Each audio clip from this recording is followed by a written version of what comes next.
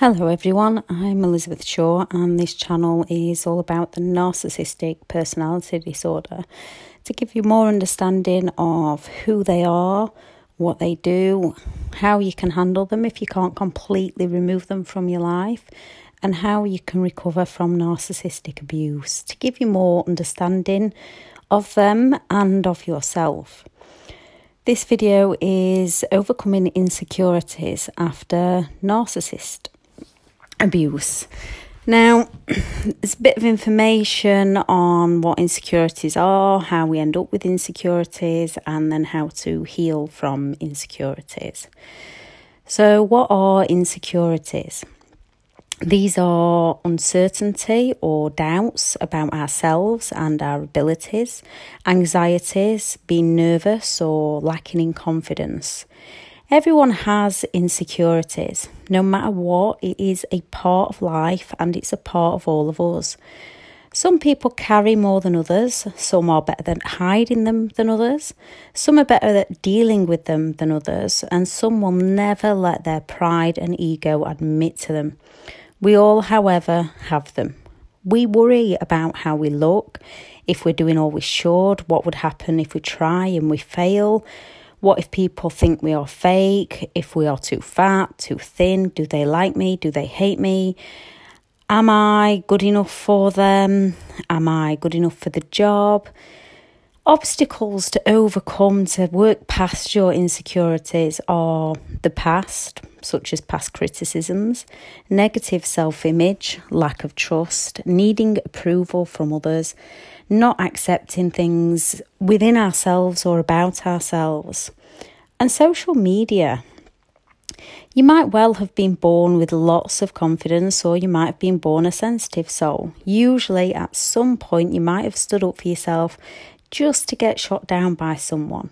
Or even a friend saying, "I'm better than you," can hurt young children deep. Or seeing a child when you were a child doing something that you couldn't as a child and questioning yourself. There are those that it will drive them forward to achieving, and those who believe they are not good enough, and those who will go out all out to destroy people that are doing better than them. And a lot of it is helped with the words of those people that you have around you.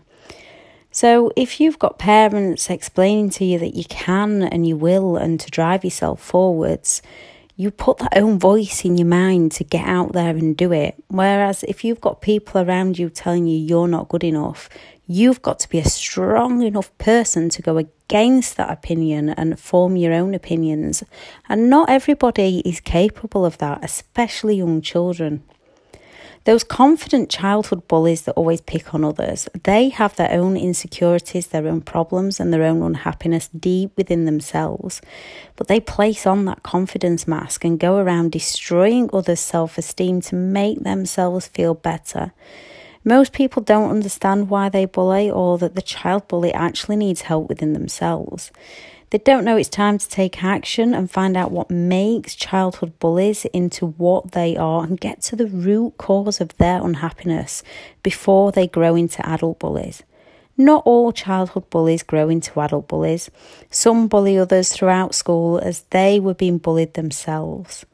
Those children with ADHD, anxiety, depression, and those who self-harm, to name a few, from eating disorders to cutting themselves.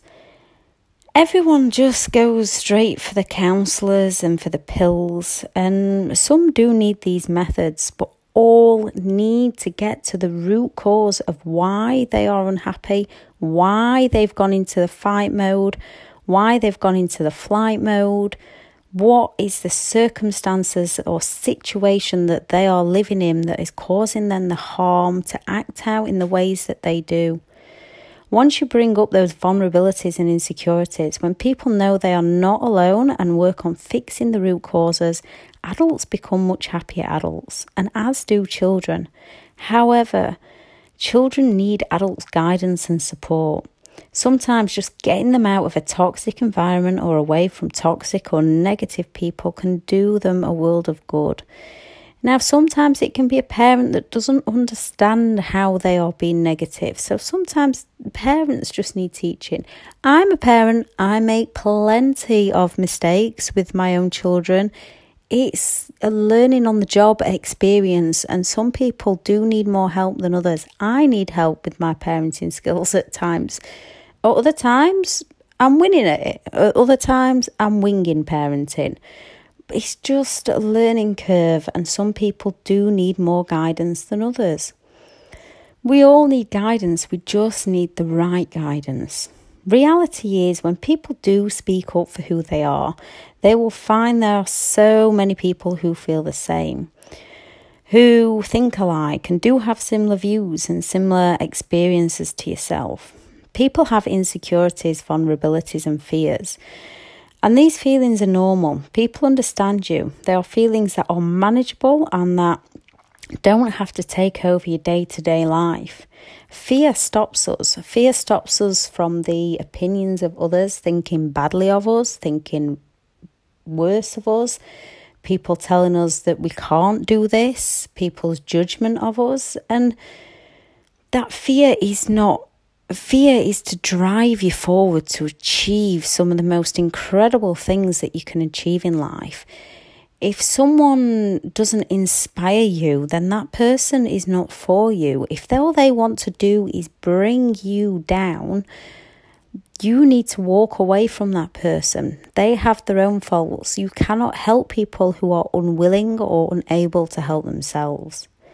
There are those narcissistic people and people not on the disorder that if they don't heal if you don't heal your insecurities within yourself, they will find them all and they will rip them all wide open just to hurt you, to cut you deep and to make you feel worse about yourself, to make them feel better about themselves. We can all get intimidated from early on.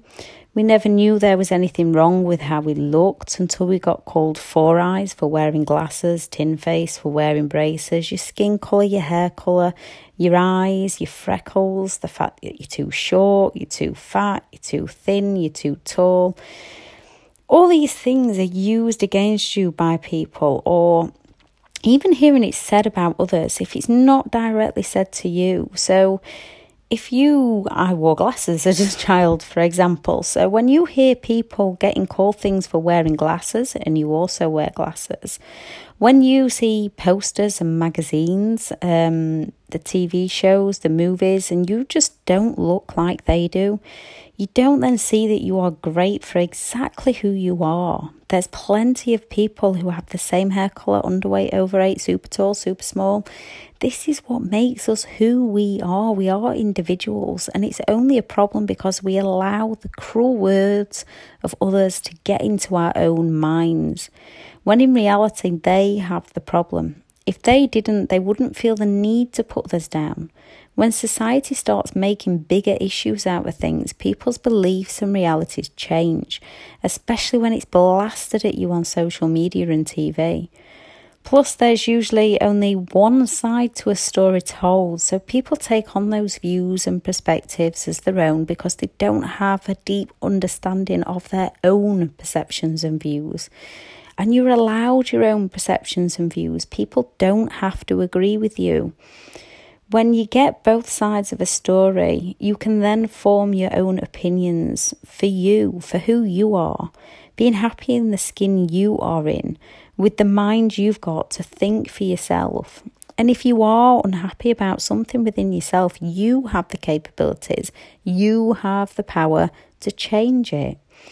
Now, fair enough, if you're 5'2", you can't suddenly grow 6 inches, but you can adapt and accept for who you are and what you are and understand that you are beautiful for who you are. When you speak out and negative people use it against you, it chips away your self-esteem. You have to understand they are the ones with the problem. Good people will help you. If you take 4 people that have different views, opinions or perspectives that are individual to themselves, even if they don't match yours, and if they are kind, then they are entitled to do so. Most good people will see a viewpoint of each. If they agree or disagree. It doesn't matter. They can see it, acknowledge it, understand it, see where they're coming from, yet keep true to their own viewpoints. Problems only occur when you get people or groups of people that are so channeled and tunnel vision, they only see it their way and their way only, and want to change everyone else to only their way. Which is fine, they are entitled, but if they then use this to bring other people down, it's no longer okay. If they use this to brainwash people to conform to their demands, it's no longer okay. Just like everyone is entitled to an opinion or a perspective, everyone is allowed to be who they want to be. So long as you are kind and caring to yourself first, before you are kind and caring to others, then it will bring out the best in you. When you are kind and caring to others before yourself, it brings out the worst in you. Now, so long as you've got good intentions at any given moment in time, you cannot do wrong. You can make mistakes and you can learn from mistakes, but if you have got good intentions, you can't do wrong. You can just learn. Far too many people are growing up with little self-belief within themselves, without the knowledge and power of who they are, to love and trust within themselves. You can be alone and not be lonely, yet you can be with someone who makes you feel so alone. Growing up with all these issues, this is creating a growing epidemic of toxic relationships and narcissistic personality disorders, as well as so many other disorders. You might find after a narcissistic relationship, if it was your parents, a long-term best friend, your partner or a boss, you are now too afraid to speak up for yourself, full of self-doubt, constantly apologising, and always in fear of judgment from others over anything that you say or do, constantly questioning yourself about your own actions and intentions for fear of reactions, fear of rejection, fear of saying the wrong things, upsetting people and not being liked, which just loses who we are. When you've lived in two different realities, the nice narcissist and the not so nice narcissist, you can have your belief system saying one thing to you because you can see the reality at the times that you had, the one you want, and then the other, the hurtful, painful reality full of fear and dread. Your own mind can turn against you and it becomes a very confusing place to live. When you've been gaslighted with phrases like, that never happened, I told you last week you need help, you're crazy and you're insecure, you're too sensitive. When you've been told you cannot do that, they don't like you, they talk about you. The world becomes an extremely confusing and insecure place to live within your own mind. Gaslighting is an insidious form of mental abuse, causing you to lose your own reality. It is extremely hard to come away from that, especially if you've also had reactive abuse. When you spend a lot of time around these people, even good people crack. That's not to say either party's actions are good. That's to say it's more than understandable why you reacted. Nothing ever excuses the behaviour of someone that abused you. They are in the wrong, but all you can do is work on you. To know that a relationship is toxic and that you need to get out safely. Someone that will prod and poke at you until they grab your attention, until they get those tears, get that anger or that rage, is not someone who cares for you. Those who truly care would not want to see you hurt or in pain. Narcissistic people will blame shift onto you from your reactions that you gave to them, leaving you again more insecure, more afraid to speak out, full of fear, full of guilt and remorse for what you've done.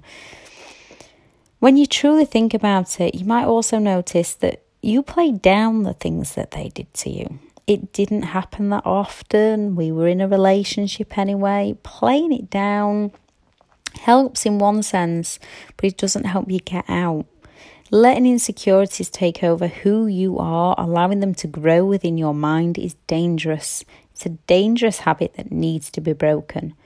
When you're uncertain or lacking with confidence within your own abilities, full of self-doubt and anxieties, it harms your present and your future. You've got to accept them, change them if required. You've got to do what you need to do. People fail, people mess up, people make mistakes. It's okay, it's allowed, it's what makes us human. If people want to judge you for them, that's their problem. You can learn from them and go again. Many psychologists believe that an insecure attachment system develops in early childhood. Those first relationships and bonds we create with our primary caregivers, which builds the foundations for the types of relationships we have in adult life. Unfortunately, many people are only capable of forming insecure attachments to others. The bond is more through fear, getting into a relationship with mixed emotions, needing to feel loved, feelings of beliefs not being mixed, either from childhood or previous negative relationships, and it can lead to the fear of rejection, the fear of loneliness, and becoming dependent on those that you should really walk away from. And even when people have secure attachments, they believe others have a good, kind, caring heart and expect the best from them, meaning even those who grew with healthy childhood attachment, as they believe others are good and can become confused in a narcissistic relationship, as the reality you live when you first meet the narcissist, you live and it's real. With the gaslighting, projection and then the blame shifting, you often get left full of self-doubts and insecurities. And then if you don't heal these, you carry those insecurities into the next relationship with you. And you do, unfortunately, become a bigger target to narcissistic people. And I do hear a lot of the times, myself included, that at some stage in your life you seem to attract narcissists. And when you heal within yourself, you no longer attract them. Or when one does come along, you recognise them a lot sooner and don't get involved with them in the first place. Happiness can be deeply affected by the ending of a relationship, job loss, death of a loved one, health problems, money problems. Being unhappy can affect your self-esteem. Rejection can knock your confidence. These can lead to the woe is me mindset. Then you're on the lookout for all the negatives in life, leading to that constant negative woe is me lifestyle and mindset. We have to step out of this mindset. We have to start looking for the positives in life. We have to start looking for what we can be grateful for to build a happier life. You have to find your happiness within the moments to build the happier future. In some ways, we are being conditioned from early childhood how to think, feel and behave, even down to the areas where we are raised. What we call things, bread roll, bread cake, carb bun, balm cake, biscuit. We all get our minds programmed from where we are, from what we call things to the language that we speak. It's all about learning who we are and who we want to be. When we carry insecurities and fear of getting hurt, this is the thing that leads us to be the most hurt. We have to be honest with ourselves, then to others. If we can get hurt by keeping ourselves hidden, it's time to open up and be who you want to be. There is no wrong in having insecurities and vulnerabilities. Jealousy and envy cause so much insecurities. Years ago, when people lived in the same towns or the same villages and people owned similar things and had similar jobs, there wasn't as much competition to see. Those from the top 5% would do their best to keep control of that. But now we see from TV and media what others have, the quick fix of getting things. People grow up feeling entitled, and there's nothing wrong with this. However, they need to learn that if they want things, they need to be themselves and they need to go out and earn it without the need to destroy others. Those who do well and give back are more fulfilled than those who take and lose out. We are allowed to want the simple things, the big things or the grand things. It's all personal preference as to who you are and who you want to be, your journey in life, where you'd like to go. Over many years of being hurt by others, we slowly become in a state of not being able to trust in ourselves or others, as people often hurt us and walk away. Having a lack of confidence, this usually starts from somewhere, either picking up our parents' lack of confidence, learned behaviours, or through experiences of relationships and being put down. overcoming insecurities from past experience, failure or rejection. Those obstacles are the path to guide our way. So what can you do? Take time to heal, to adapt, to learn and to grow, to look at your beliefs, to take the lesson from the past, but leave the past behind. Get up, get back out and go again. Learn about creating yourself, what you like and don't like, what you want to say yes to and what you want to say no to, and stick to your no's. Get curious and find new interests for you, things that you enjoy. Get feedback from trusted friends and family. Lots of online support groups. You don't need to join in, just take it all in. You'll see that you're far from alone in how you think and feel. Ship out those negative people and listen to the positive. Be willing to try a different method. If something isn't working for you, change it and go again. Keep moving forward. Talk back to your inner critic. Listen to how you talk to yourself. Knock off any negativity and criticism and self-doubt within yourself. Start telling yourself, I am worthy, I am me, I can do this. Look for the positives. Look at those things you have achieved and start building on them. Set realistic goals to start with. Start small, quick wins to build up your confidence slowly. If you've had 1 or 2 major knockbacks, now's not the time for go and get more. Ask, who am I? Start doing those things you enjoy doing for you. Stop fearing judgment for others. I know this is hard, but truly the only opinions that matter about you are yours. If you don't like something about yourself, then change it for you. Good people will walk with you. Let those negative ones walk away. Forgive those that have hurt you in the past. We all have our insecurities. They are unable to forgive and heal.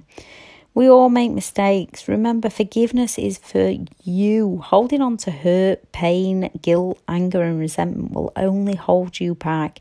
It's time to let it go. Self-trust, learning your boundaries, your values, your standards, your beliefs for you. Trusting within your own judgment. If someone doesn't feel right for you, let them go. Trust the moment and let the rest unfold.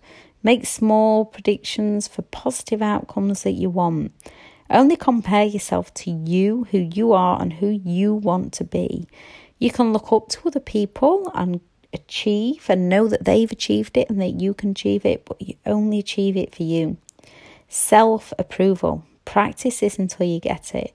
You only need your approval, not others. As long as you've got good intentions, you only need your approval. See the beauty of who you are, who you can be, and how you want to live your life. It's not an easy thing to do. Opening up to insecurities and vulnerabilities can be draining. You might have to cry it out, but healing them up, knowing that you have them, knowing what they are, healing them all up, knowing it's normal, you will move on to a much happier life.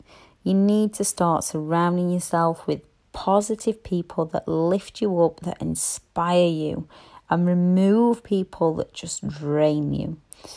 Thank you for listening. Bye.